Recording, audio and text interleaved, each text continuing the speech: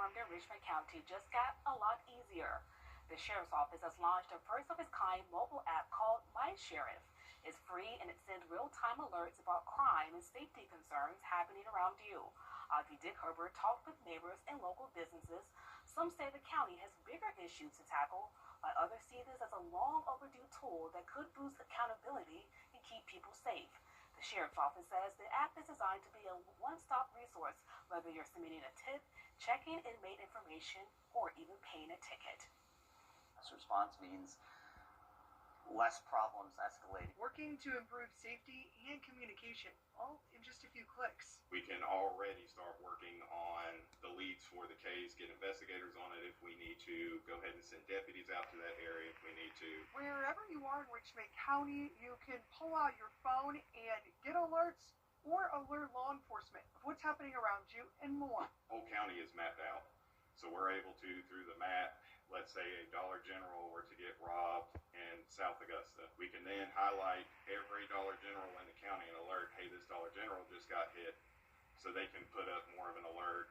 They can be more conscious of who's coming in and out of their stores. Sheriff Brantley says borrowing crimes such as aggravated assault, homicides, and burglaries are down 30%, hoping the app will make that number even lower. You know, tip lines have been around for a long time, so this is a much more modern version of it that, you know, maybe will help stop things from escalating to a point where something bad's happening. A way to help them help you. That's all very, very helpful in terms of, you know, just providing citizenry-based awareness.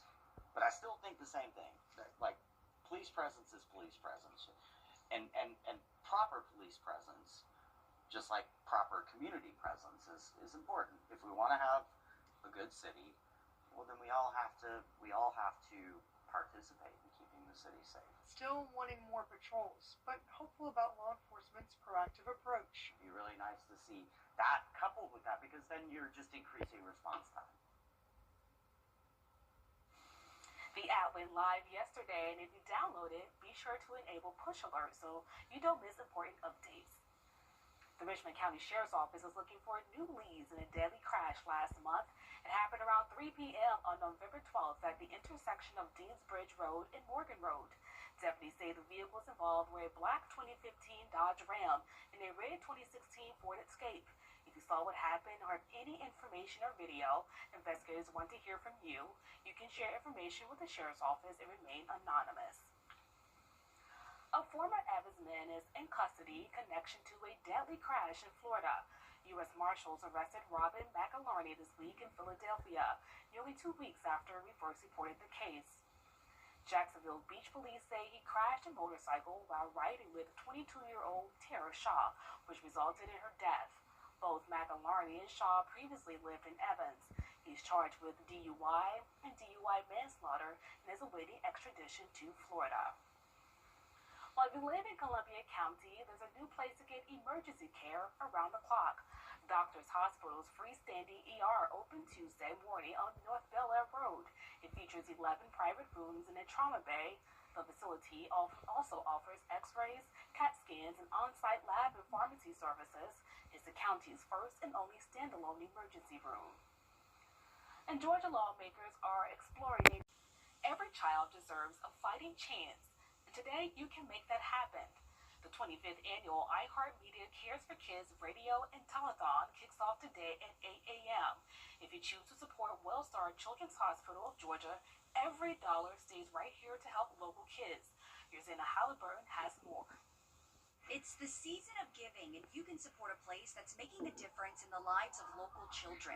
Ashley Inman manages the therapy program at Wellstar Children's Hospital. She says what they do wouldn't be possible without the community support. A radiothon is such a worthwhile endeavor to also give to. You will never regret being able to help these children that we serve here and being a part of their story just like we are. Not only are you supporting kids, you're supporting the facility dogs, upgrading equipment, and employees. babies like Ashley. Radiothon does an excellent job of providing resources that we probably wouldn't otherwise have. Those could be toys, those could be equipment, those could be specific needs on some of our pediatric floors. And just to have those gifts each year is just so rewarding for our kids and for our staff to be able to rely on that year after year. More than 100,000 kids receive care at Wellstar Children's Hospital each year, including the tiniest patients located inside the NICU. Nurse manager Mandy Poole says it takes specialized equipment to care for these babies. All the money that's raised stays in the community, stays at the hospital, goes into our unit, goes directly into patient care. Not only are we able to purchase equipment with it, but we also get to purchase things that help with babies' development, like mobiles, swings, things that we can use every day for them. Mandy says they're a level 4 NICU with 45 beds, helping babies for weeks to months and even up to a year. Here at the Children's Hospital, we are patient family-centered care, which means that not only are we caring for the baby, but we're caring for the family as a whole. So we support mom and dad however we can, whole family. We welcome them, make sure that they are comfortable caring for their baby before they go home. And when you make a donation to the hospital, you're caring for these families too. Supporting the Radiothon could mean that you're supporting your neighbor, your best friend, your coworker, if their baby's here, if their child's here, and you just never know. You never know who you might be impacting with your donation. The telethon runs from 8 a.m. until 1 p.m. and you can donate by calling or texting the numbers on your screen or even giving online. Remember, no donation is too small, and every dollar counts in helping the hospital care for the hundreds of kids it serves every year. Well, time is running out for Augusta commissioners. The budget for next year still has not been approved. For weeks, they've been trying to balance the books, but a $21 million shortfall could affect everything from police response times to library hours. Our Sydney Hood was at the meeting and explains what's on the table and the tough decisions that still lies ahead. It's a race against the clock to approve Augusta's 2026 budget. Right now, we got a lot of bad habits and we got to clean them up. Commissioners now have less than a month to do so. There's never a pretty process when you're looking at spending, but this is a necessary thing because we have to get a handle on spending and we have to find ways to generate new revenue as a city. And they're still arguing on how to pay for it. I can't feel comfortable raising the millage rate until I know that we've done our due diligence in scraping our budget as much as we can now. At the end of the day, we have to get to a point of sustainability. It's not going to happen overnight because it didn't get here overnight.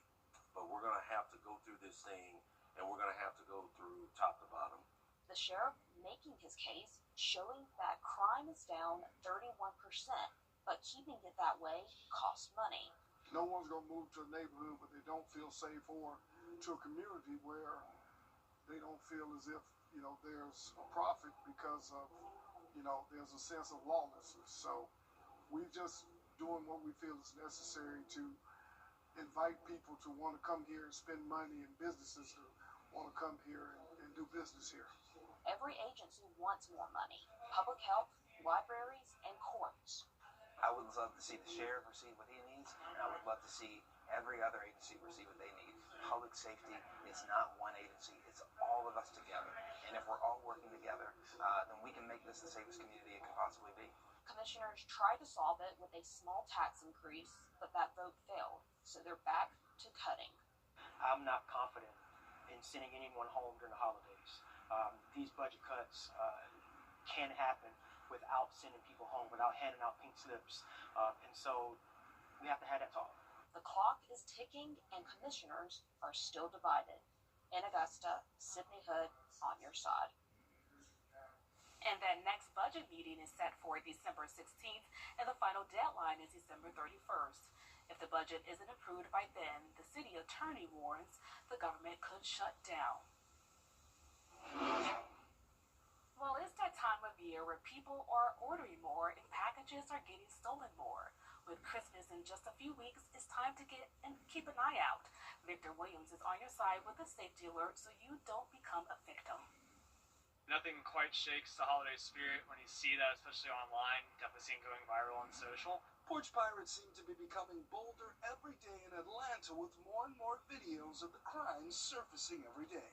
We're all working hard. It's already a tough time. time. We're all spending our own money, just trying to, have a good time with family, bring a little cheer. Things are already crazy, and you got crazy people stealing your stuff and just kind of making it worse. Just recently, Atlanta was ranked number 6 nationally for the amount of packages being stolen on a daily basis. And just recently, over $154 million worth of packages were stolen in one calendar year.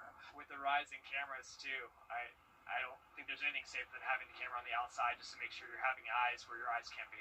Thieves seem to be targeting packages left and right between 10 a.m. and 3 p.m., just the time that most people are hard at work. Don't leave your Amazon packages out for too long, especially around this time of the year. I feel like we're getting deliveries every other day. So rather than collecting at the end of the week, bring those inside as soon as you get the opportunity to. But the theft doesn't stop there. Take a look at these 2 porch pirates in action at night. Atlanta police have put this video out there showing 2 guys stealing a package on Princess Avenue. But to avoid all of that, carefully track your packages, have them delivered directly to stores for later pickup, and also be sure to have neighbors keep a close eye on anything that you might be expecting. With the rise in cameras too, I don't think there's anything safer than having the camera on the outside just to make sure you're having eyes where your eyes can be. It's almost too much to bear for the people that live in Atlanta and have to deal with it on a daily basis. Just kind of ruin your day a little bit, so. Last minute shoppers, listen up. Now is the time to purchase any online gifts to make sure they arrive on time. For USPS, the shipping deadlines are December 16th for ground, December 17th for first class, and December 18th for priority mail. FedEx recommends shipping between December 17th and the 23rd for delivery by December 24th, with overnight and same-day options available. Until the 24th, UPS adjusts shipping by December 19th for 3-day select or December 22nd or 23rd for second or next day air. It's Friday night.